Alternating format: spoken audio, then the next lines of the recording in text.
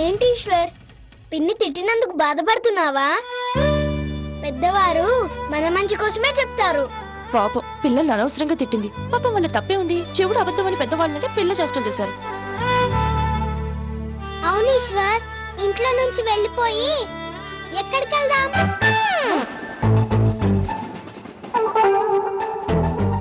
ఎక్కడికైనా వీళ్ళకి దూరంగా వెళ్ళిపోదాం. దూరం అంటే ఎంత దూరం? చాలా దూరం.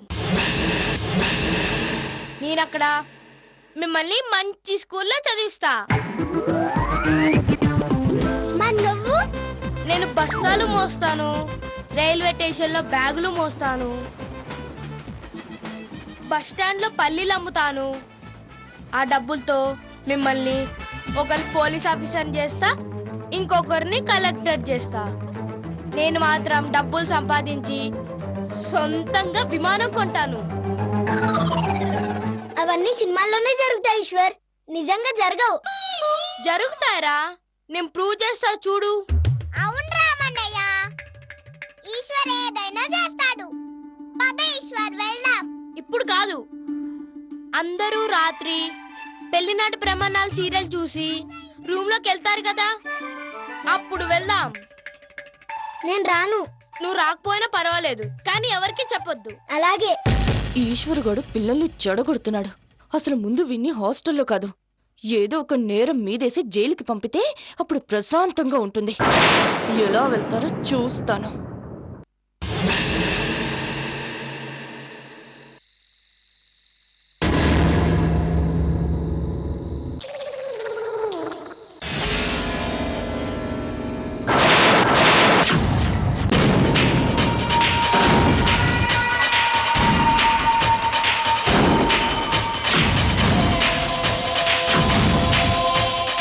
జగదీశ్వరి గారు, సింగర్ దానా, శ్రీరామ్, అందరూ రండి రండి.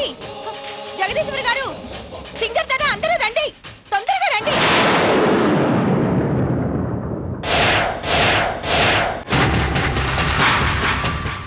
ఏయ్, వీళ్ళని ఎక్కడికి తీసుకెళ్తున్నా? నీకెంత ధైర్యమే? చెవులు పోయినా సిగ్గు రాలేదంటే? నీ మోహం, నేను కాదే, వీళ్ళే పారిపోతున్నారు. చూసారా, వీళ్ళెక్కడికో వెళ్తుంటే నేనే ఆపాను. ఈశ్వర్, నిజమా? రుక్మిణి, నువ్వు చెప్పు. ఏ రాజీ, ఏంటి చిన్నమ్మ చెప్పింది నిజమా? లేకపోతే చిన్నమ్మే మిమ్మల్ని ఎక్కడికైనా తీసుకెళ్ళిపోతుందా? ఏంటి, ఎందుకని అడగరా? అలా మాట్లాడకుండా నిలబడతారేంటి? పిల్లలకి భయం చెప్పండి. నువ్వు ఊరుకోవే, చూడు వాళ్ళకమా వాళ్ళు అడుగుతున్నారు కదా. దీనికి మరీ నోరెక్కువైపోయింది. చెప్తా నేను సంగతి. ఈశ్వర్ చెప్పు, వీళ్ళందరినీ ఎక్కడికి తీసుకెళ్తున్నావు? వీణ్ణంత మర్యాదగా అడిగితే చెప్పడు బాబు గారు. అదేం లేదమ్మా, నువ్వు కొట్టకపోయినా చెప్తాను. అసలు ఏమైందంటే, మేమందరం ఆడుకోడానికి వెళ్తుంటే రేఖా పెద్దమ్మ వచ్చింది. వచ్చి మీరు ఇక్కడ ఎందుకు ఆడుకుంటున్నారా, నాకు తెలిసిన ఒక ప్లే స్కూల్ ఒకటి ఉంది, అక్కడైతే ప్రిన్సిపల్ నా ఫ్రెండే, సూపర్ గా ఉంటాది అంది. అప్పుడు మిమ్మల్ని అడిగితే పంపరని ఇలా దొంగచాటుగా బయటికి రమ్మంది. బయట టాక్సీ కూడా రెడీగా ఉంది. అవును, అబద్ధం. వీళ్ళు చెప్పింది పచ్చి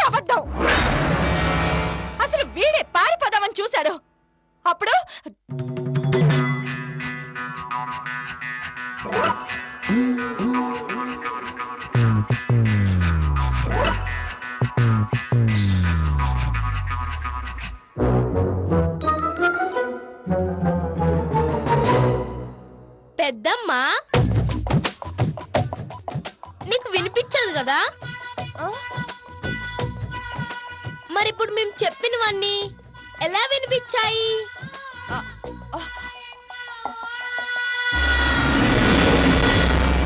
డాడీ నువ్వన్నట్టే జరిగింది.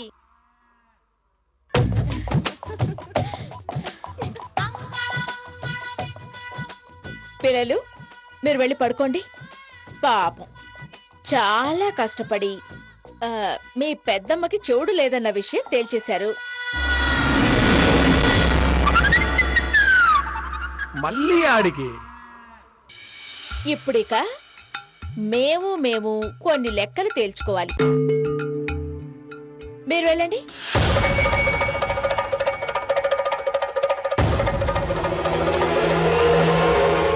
అవునమ్మా, నేను కూడా లెక్క తేల్చుకోవాలి.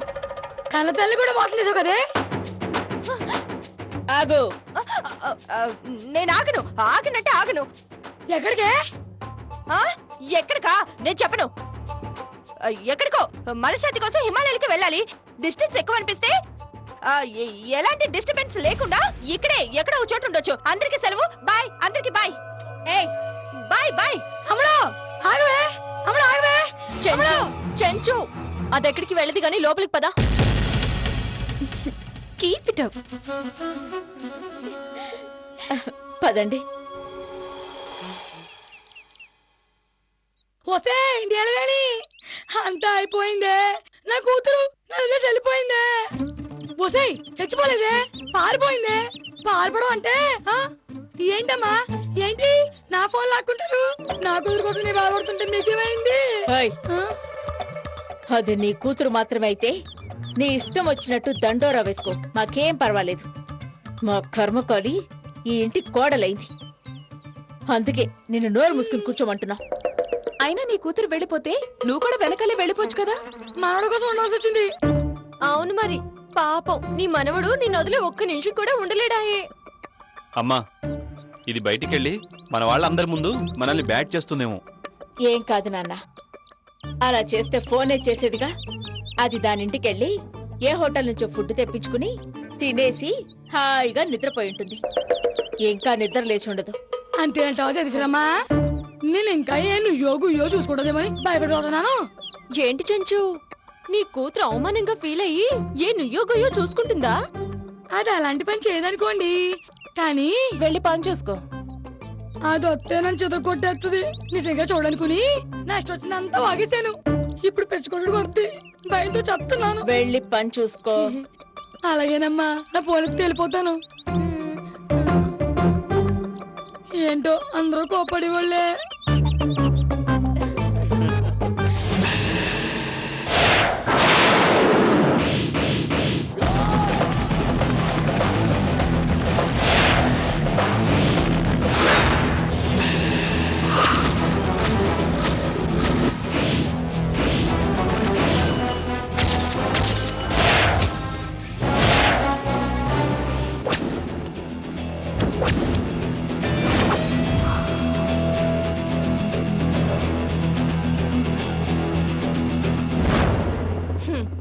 ఇదే కామ్రేడ్ సిల్లు. చూడండి, ఇప్పుడు మనం లోపలికి వెళ్ళిన దగ్గర నుంచి నన్ను ఎవరైనా ఒక్క చిన్న మాట అన్నా ఏం చేస్తారు? చిత్త కొడతాం మేడం. గుడ్. లోపల మనకి మించిన తోపు ఎవ్వడు లేడక్కడ. చిన్న పెద్ద ఆడ మగ ముసలి ముతక ఎవ్వరిని వదలొద్దు. ఎవ్వరి మాట వినొద్దు. మనిషి మాట అసలే వినొద్దు. చల్. మేడం, ఏంటి కామ్రేడ్? లోపల మనుషులతో పాటు జంతువులు కూడా ఉన్నాయా? ఇదేం పిచ్చి ప్రశ్న? ఏం లేదు, మనుషుల మాట అసలే వినొద్దన్నారు కదా. ఫ్లో కోసం ఫోర్స్ గా ఉంటుందని ఏదో అంటాం. అవన్నీ పట్టించుకుంటే ఎలా? సారీ మేడం, డౌట్ వచ్చింది. ఇలా డౌట్లు ఉండకూడదు, కష్టం. తన్నినా తిట్టినా గంత షూట్ చేసి పారేసినా క్లారిటీగా ఉండాలి.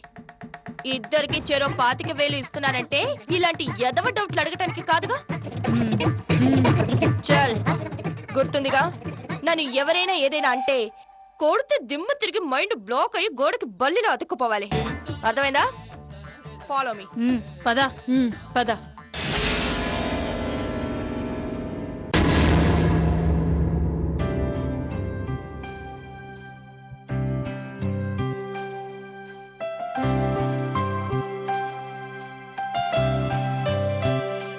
ఒకసారి బావగారితో మాట్లాడి దీని హెడ్ ఆఫీస్ కి పంపించు. అలాగేనమ్మా. శ్రీరామ్ ఆల్రెడీ చెప్పాడట. అయితే ఓకే. అత్తయ్య, మీ అబ్బాయిని కాస్త ఇంటి పట్టున ఉండమని చెప్పండి. ఏంటో ఈ మధ్య బిజినెస్ లో గొప్పవారు కావాలని ఇల్లు వదిలేసి మరీ తిరుగుతున్నారు. ఈ వయసులోనే కష్టపడాలమ్మా.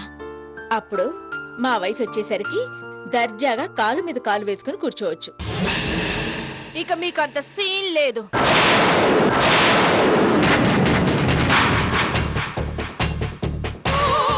ఏంటి పారిపోయింది మళ్ళీ ఎలా వచ్చింది అనుకుంటున్నారా?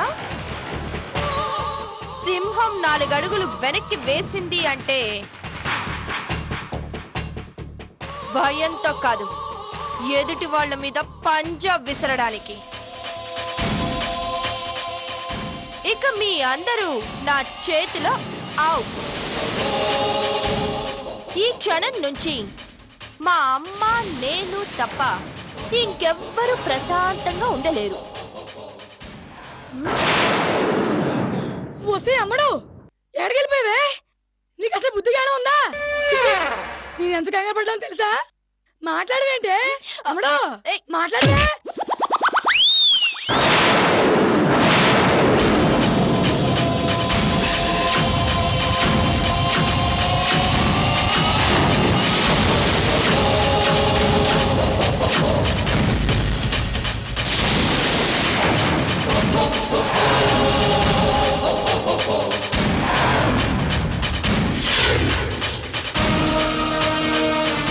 You idiots!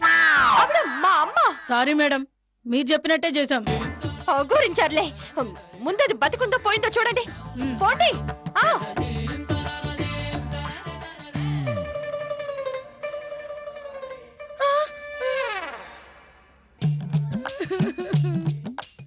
అమ్మా, అమ్మమ్మ గారిని కొట్టించడానికి వీళ్ళని తీసుకొచ్చావా?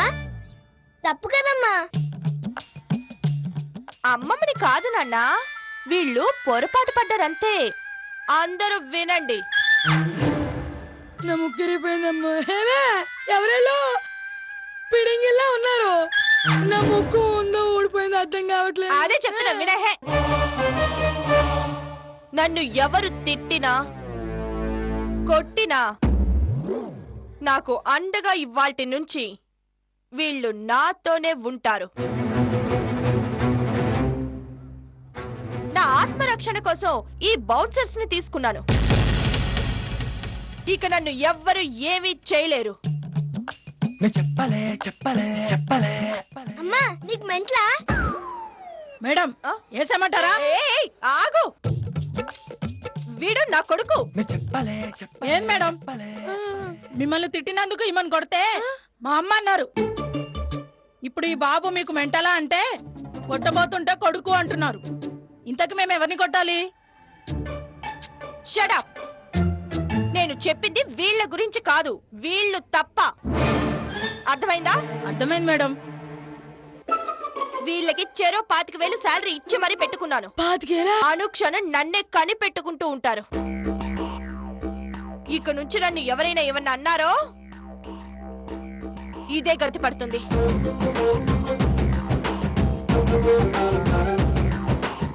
Be careful. పదరా.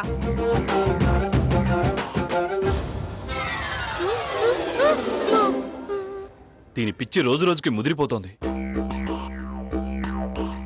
ఆయన మా ఆయన నన్ను అన్నారు అంతే. మీ పేర్లేంటమ్మా? వీరా. నీ పేరేంటమ్మా? ధీరా.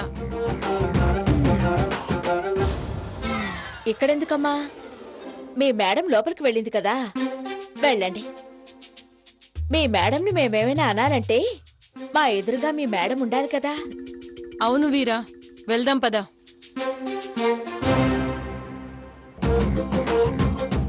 ఏంటత్తయ్య ఇది? పిల్లల్ని త్వరగా రెడీ చేయండి, స్కూల్కి టైం అవుతుంది కదా. కార్తికేయ, నువ్వు ఆఫీస్కి బయలుదేరు.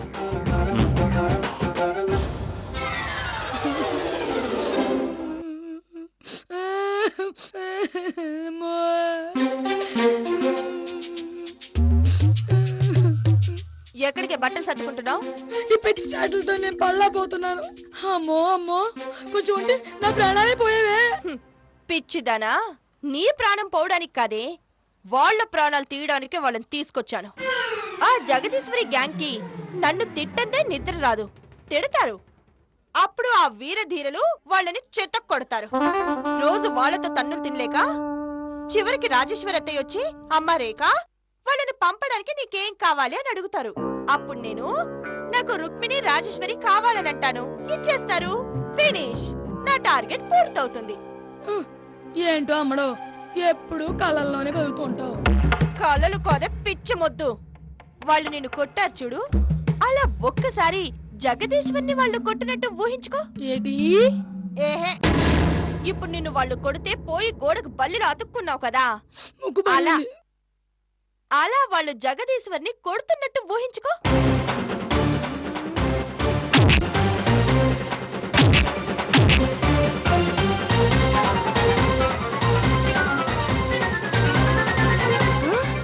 ఊహించుకున్నావా? ఎలా ఉంది? పాపం వాళ్ళిద్దరూ నాలాగే గోడకి బల్లిల్లా అతుక్కున్నారు. ఏంటి? అవునమ్మడు, జగదీశ్వరి ఒకే ఒక దెబ్బిచ్చింది అంతే. దెబ్బని గోడకి ఎగిరెగిరి పడ్డారు. ఏదో నువ్వు ఊహించుకుంది, నువ్వు మారవే. అనవసరంగా నేను వాళ్ళకి మా అమ్మ అని పరిచయం చేశాను. ఇప్పుడు నిన్ను కూడా వాళ్ళ లిస్ట్ లో చేర్చమంటాను. ఆ,